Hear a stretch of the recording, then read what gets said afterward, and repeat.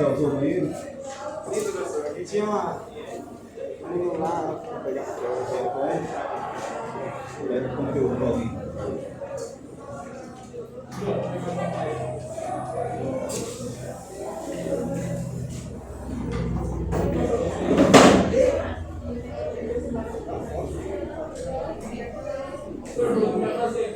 Oi? Tira foto. Bom, pessoal, ontem eu coloquei alguns tópicos no qual a gente vai aprender nesse primeiro bimestre.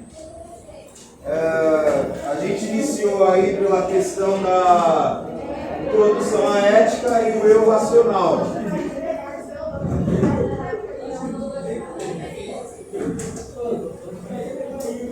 Eu consegui explicar algumas coisas ontem. Vocês lembram onde a gente parou?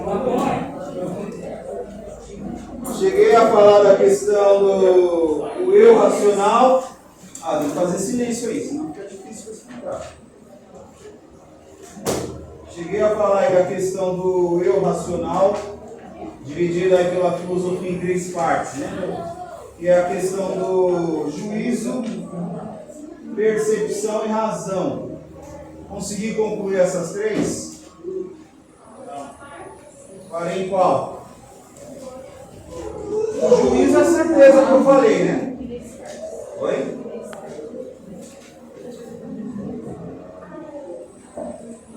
Não deu pra...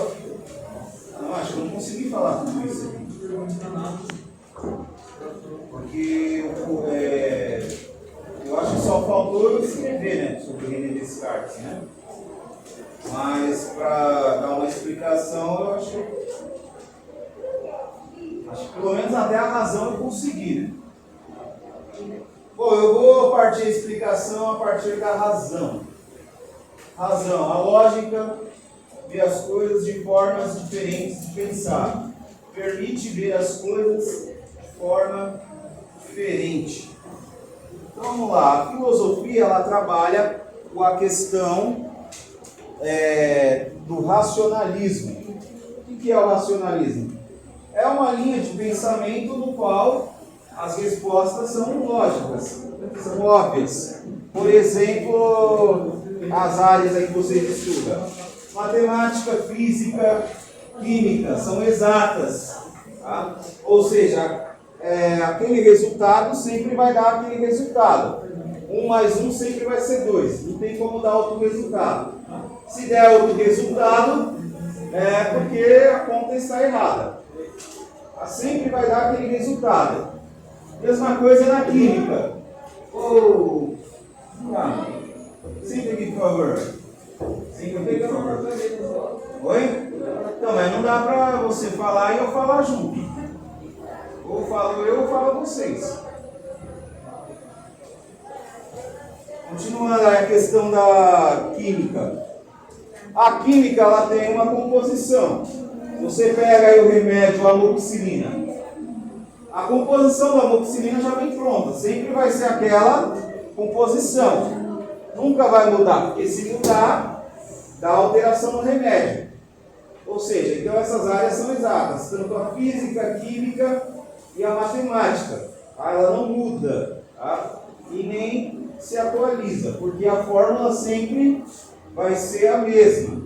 Os filósofos, eles também vêm da área da matemática. Por exemplo, Pitágoras, que cita algumas frases filosóficas. A primeira área dele foi dentro da filosofia e depois ele ampliou pela matemática. Quando você faz lá o cálculo, se eu não me engano, é a equação de segundo grau, que você separa letras para um lado e números para o outro. Isso daí vem lá da teoria de Pitágoras. Tá? Mas nessa questão aqui, o que é a razão? A razão é um pensamento óbvio, um pensamento lógico. É um pensamento que surgiu na Idade Média. E por que surgiu esse pensamento na Idade Média? Alguém saberia me explicar? Por que surgiu esse tipo de pensamento? Ninguém sabe? Porque na Idade Média a forma de pensar ela era limitada. Geralmente era baseado na fé, ou seja, na religião. O pensamento na Idade Média era o pensamento religioso. Aquele que pensava de outro modo, provavelmente sofreria grandes consequências. O cientista Nicolau Copérnico, no qual elaborou a teoria da eletricidade, ele sofreu grandes represálias nesse período. Inclusive, ele teve que renegar os seus estudos para não ser morto. Mas teve pessoas que não renegou as suas obras. Exemplo disso, a Joana d'Arc. Também foi uma estudiosa, cientista, e ela não renegou a sua obra. E foi condenada à fogueira da Santa Inquisição. Tá? E acabou morrendo. Então, aqueles que iam para o lado racional, ou seja, para o lado da ciência, eram considerados pessoas místicas, né? Eles chamavam de bruxos, né? Esses tipos de pessoas que faziam um estudo voltado para a ciência. Tá? A razão, a filosofia, quando ela traz essa razão, ela permite que você veja as coisas de várias formas, de vários eixos, observando várias culturas. Está ligado esse ventilador aí demais? Tá, eu vou desligar esse aqui então. Tá bom? Eu vou deixar mais baixo, pelo menos. Não gira? Você tem que solicitar a manutenção mesmo. Não desliguei não, só diminuir. Está ligado? Mas aí. Sim, né?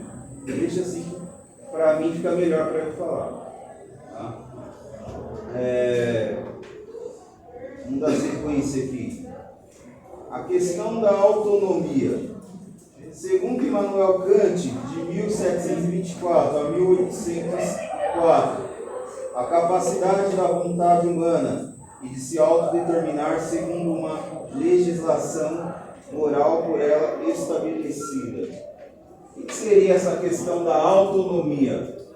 Quando se fala em autonomia, está falando que a pessoa ela tem uma autoridade, ou seja, ela é autônoma das suas responsabilidades, ou seja, ela é uma pessoa totalmente independente.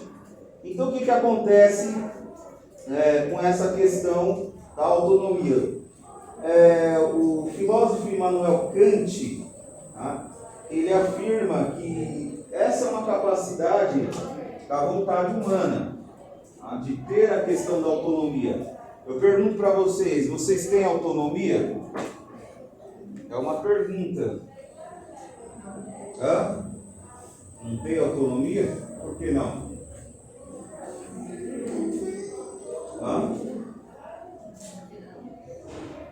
Alguém discorda? Ninguém discorda?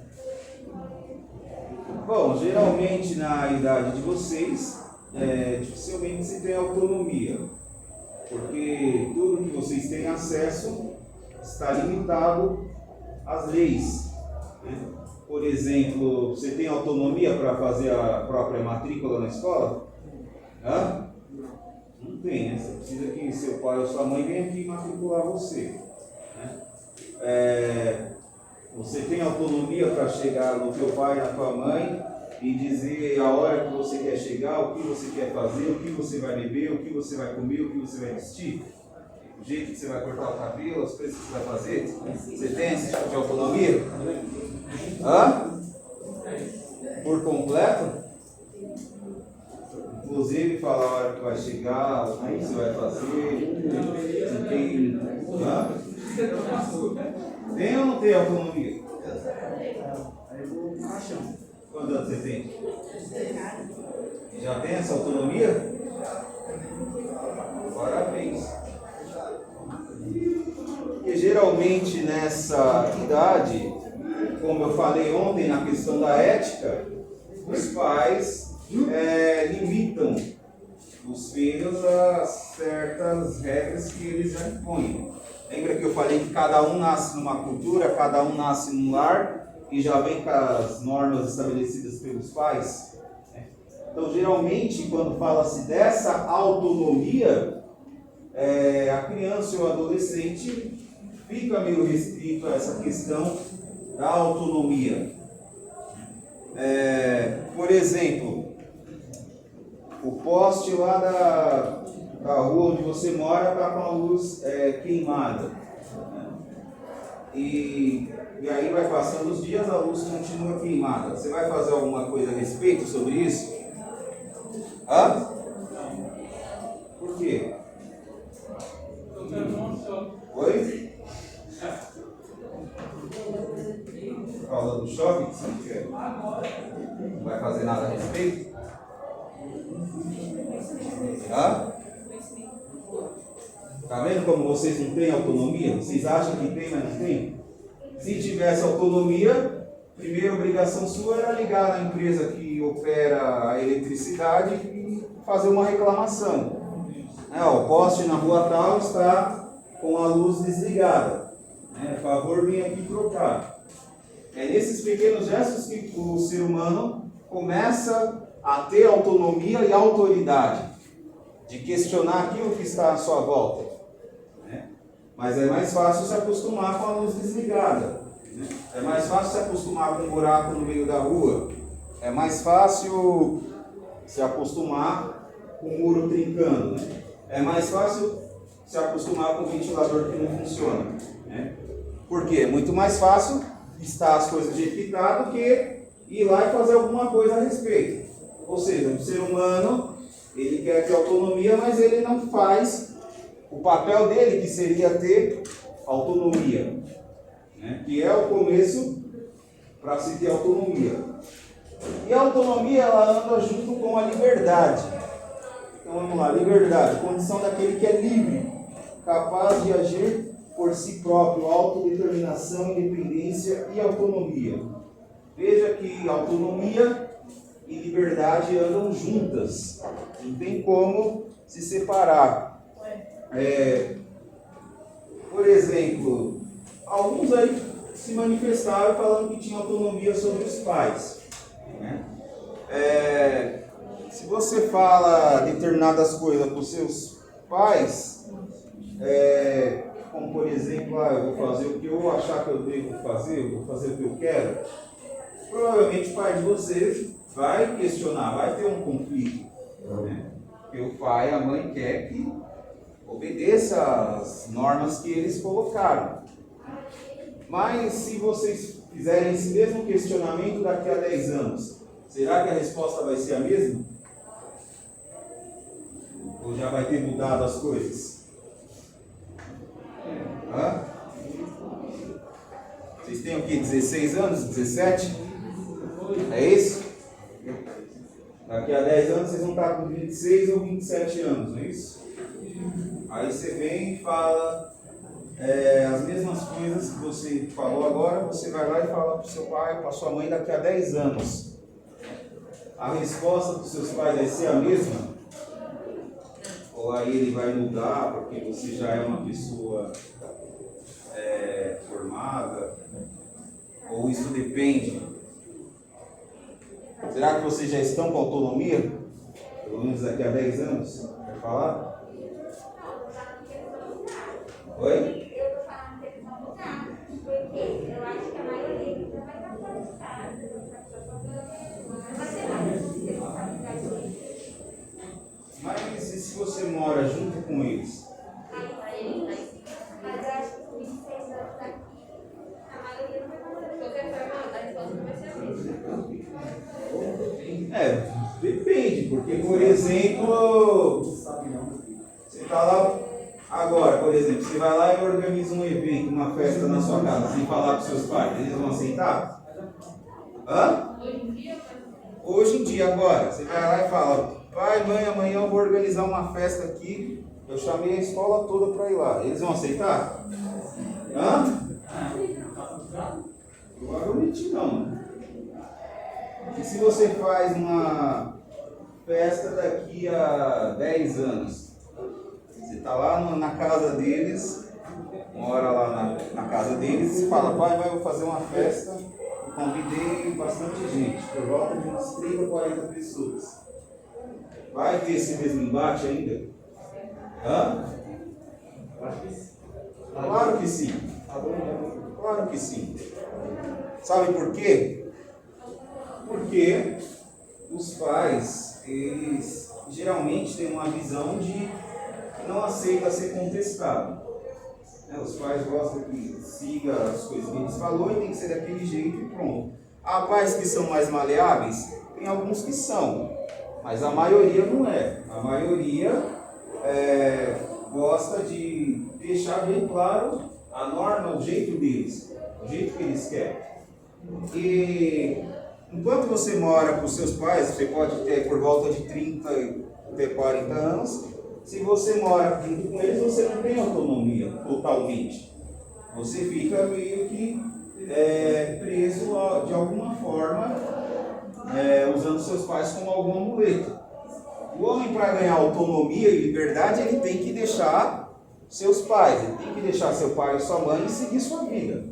Aí sim você pensa o que você quer, você faz aquilo que você quer. Porque aí sim você criou a sua independência. Mesmo que você não mora dentro da casa dele, mas mora no quintal ou assim do lado, você fica meio que preso, de certa forma, alguma coisa a eles. Até mesmo na questão do pensamento. Você pensa diferente, mas você não vai expor o que você pensa, porque senão vai gerar um conflito entre seus pais e vocês. Tá? Mas nessa questão da liberdade, existe o livre-arbítrio? Sabe o que é livre-arbítrio? Oi? Uma pessoa livre? É isso aí, o livre-arbítrio? Existe o livre-arbítrio? Hã? Existe ou não existe? A questão do livre-arbítrio, ela surge num termo religioso, né? Onde os primeiros seres humanos vêm ao mundo e é lhe dado livre-arbítrio, né? E eles deixaram lá uma regra para os seres humanos, né? Não deixa nessa caixinha, porque a partir do momento que você mexe nessa caixinha, vai haver uma grande surpresa, né? Ou seja, se diz que o ser humano é livre, então por que limitá-lo a não mexer naquilo? Então, como comprovar o livre-arbítrio? Como dizer que existe, de certa forma, o livre-arbítrio? Por exemplo, eu deixo a porta aberta aqui e falo, olha, vocês podem explorar todo o espaço aqui da sala, mas a porta está aberta. Quem quiser sair, saia. Aí vocês vão entender o quê? Vamos sair. Pode ficar aqui, mas a porta está aberta. Então, vou ficar aqui e vou sair. Então, eu não deixei vocês totalmente livres, porque eu limitei vocês a esse espaço.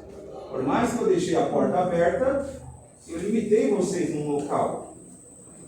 Então, essa questão do livre-arbítrio, ela é limitada, ela não é totalmente livre. Mas há uma teoria que fala da questão que a pessoa seja livre para escolher o que quiser.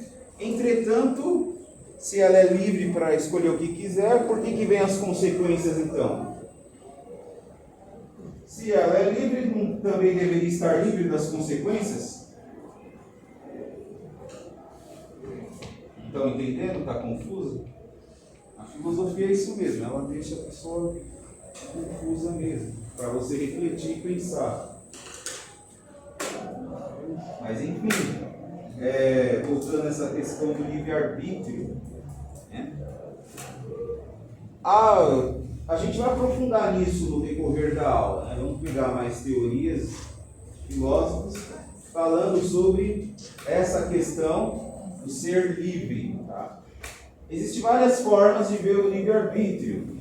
Geralmente as pessoas estão acostumadas a ver o livre-arbítrio pela vertente cristã, mas você tem outros meios, outras visões sobre essa questão do livre-arbítrio. No cristianismo fala que você é livre para você fazer o que você quiser, mas vai vir as consequências. Ele já te alerta. Você faz isso, isso e isso, mas vem as consequências. Você pega, por exemplo, no hinduísmo. O hinduísmo não deixa essa questão clara se existe livre-arbítrio ou não. Vai vivendo. E depois a gente vai ver o que vai acontecer com você. Mas enfim. Então a questão da liberdade, o ser humano ele só é livre quando ele se torna independente. E aí ele faz e age da forma que ele quer e como ele quer também. Seguindo adiante, a gente entra na questão do filósofo, o René Descartes, que é um filósofo contemporâneo, pai do racionalismo, ou modo de estudo a dúvida. Ele apresenta a dúvida como algo bom. Quem aqui tem o hábito de não acreditar nas coisas? Sempre fica com o pé atrás e duvida. Levanta a mão. Poucos, né? A maioria já confia, né? Pois é. O René Descartes, ele traz essa questão da dúvida como algo bom. Ou seja, tudo aquilo que foi colocado, foi posto para você que lhe traga dúvida, você deve investigar essa questão das coisas, se elas são abstratas ou se ela não é abstrata. Pode ver que a pessoa que está sempre em dúvida, ela faz as coisas de um modo mais demorado, porque ela não confia totalmente, ela vai fazendo as coisas com cautela, para que de certo modo ela não venha se dar mal. Geralmente quem acaba confiando de primeira, raramente dá certo. Ela vai acabando se estrepando em alguma parte do caminho. Por quê? Porque ela não colocou a dúvida como primeira colocação. E a dúvida ela precisa existir, porque só através da dúvida você vai confirmar se aquilo é verídico ou não. Ainda mais vocês que vivem numa era digital, onde sofre-se muito fake news. Né? A pessoa nem abre a reportagem para ler e já vai compartilhando. E às vezes é uma matéria enganosa. Aquilo de fato não aconteceu. E essa dúvida só pode ser comprovada quando você lê aquela matéria por completo para saber o que está acontecendo. Tá?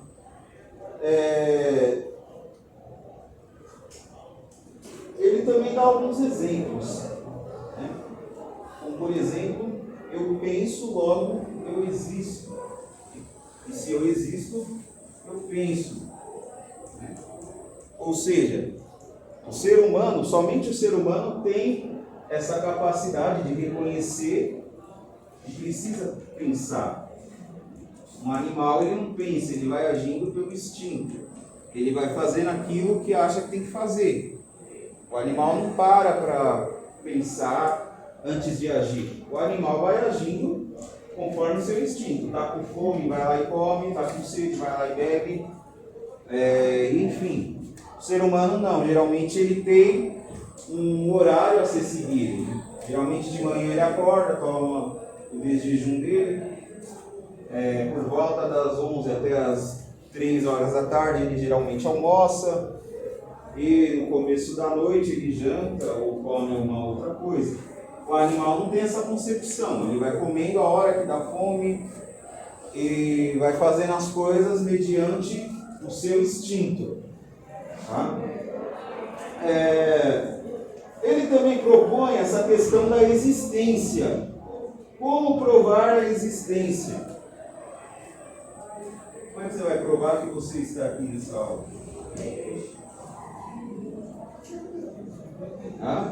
Como é que você prova que você está aí? Hã? E se isso for um sonho?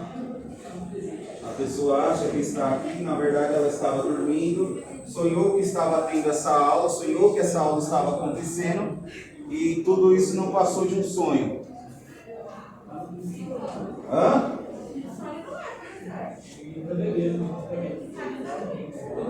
Já sonharam com alguma coisa que parecia tão real e quando você acordou, você falou assim, nossa, parecia que eu estava ali, que aquilo estava acontecendo. E você acorda, você vê que não passou de um sonho.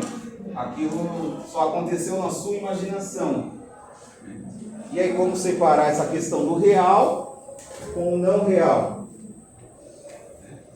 Um dia você pode dormir e acabar sonhando com essa aula de novo de um outro modo. Mas essa questão da prova da existência. Você consegue provar que você existe porque você tem um documento que prova que você existe. Você tem um RG com um número e uma certidão que prova que você existe. Mas, por exemplo, como provar alguém lá do passado que existiu? Como é que vai trazer a prova da existência dessas pessoas? Você pega uma pessoa que é do século XX para frente, talvez você tenha uma foto lá comprovando que a pessoa existiu. Mas você pega alguém que é bem do século XV para trás, como é que vai provar que existiu? Não tinha documento, não tinha RG. Tudo que se sabe é que ouviu falar daquela pessoa. Diga. Oi?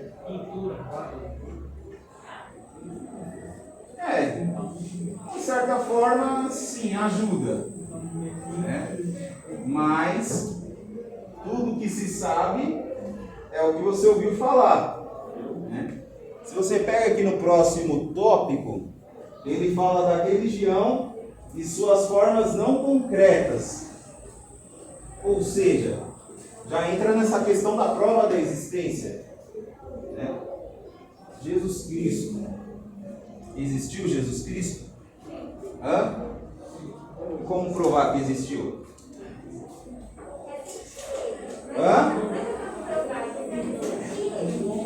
Ele nasceu num período que não tinha RG. Veio ao mundo num período que não tinha certidão de nascimento. Tudo que se sabe é que ouve se contar pelas histórias. Tem o livro lá, a Bíblia, que narra a vida dele, e tem outros livros que também narram outras partes da vida dele. Mas a filosofia vai mais a fundo. Ela pergunta, como é que vai provar que existiu mesmo? Ou é só uma alegoria que conta essa história?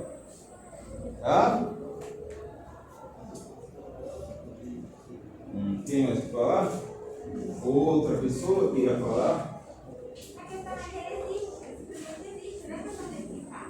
Porque ele é simplesmente ele, não precisa de você. Aí já entramos na questão da razão e a questão da fé. Tudo que eu falar aqui é o conteúdo. Ninguém leva nada para o pessoal, eu também não levo nada para o pessoal. Eu estou só explicando, porque em outra sala levaram pelo pessoal. Tudo aqui é conteúdo, é currículo, tem que ser seguido. Eu só estou repassando o conteúdo. Então vamos lá. A filosofia ela traz esses questionamentos, essas dúvidas. Como você falou, existe e existe mesmo, certo? Questão da fé. Na fé a pessoa acredita. Como você disse, não vai questionar se existe ou não existe. Ele existe, que a pessoa acredita naquilo e pronto. E a pessoa não prova porque ela acredita. Mas a questão da razão, o racionalismo. Vê aí o que é, por favor.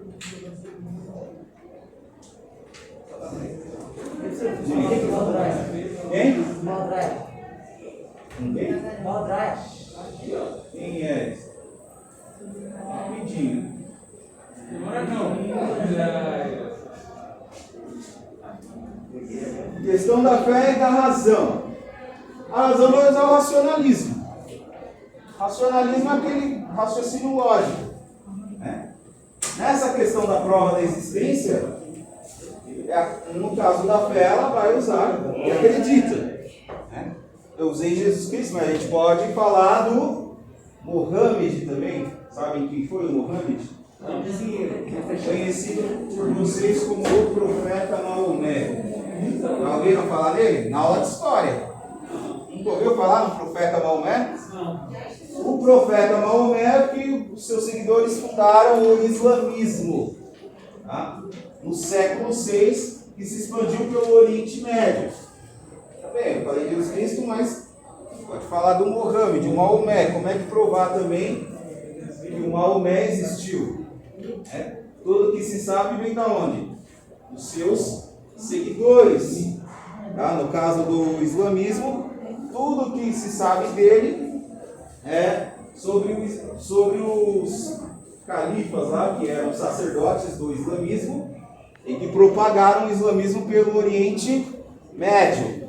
No caso do cristianismo, quem propagou o cristianismo foi as pessoas que ficaram aqui. No caso, Paulo de Tarso, Pedro, o apóstolo, e entre outros que propagou, conviveu com ele. No caso do Pedro, conviveu com ele e foi propagando as coisas que ele viu. Mas também eu poderia usar a questão do Siddhartha Gautama. Quem foi o Siddhartha Gautama? Hã? Não sabe quem foi? Já ouviu falar? Nunca ouviu falar do Siddhartha Gautama? Vocês conhecem ele como outro nome. É chamado de Buda. Tá? Buda não é um nome. O Buda é um cargo. Tá? É um espaço ocupado. Por exemplo, o Papa. O Papa não é um nome. O Papa é uma ocupação. O homem vem, ocupa aquela função de Papa por um tempo e sai. O Buda é a mesma coisa. Ele vem e ocupa o espaço de Buda por um tempo e depois sai. No caso, quem fundou o budismo, o nome dele era um indiano chamado Siddhartha Gautama, na qual ele trouxe uma outra visão do que era o hinduísmo. O hinduísmo acredita numa teoria no qual a pessoa vem reencarnando, ela morre e renasce toda vez. E o Siddhartha Gautama ele traz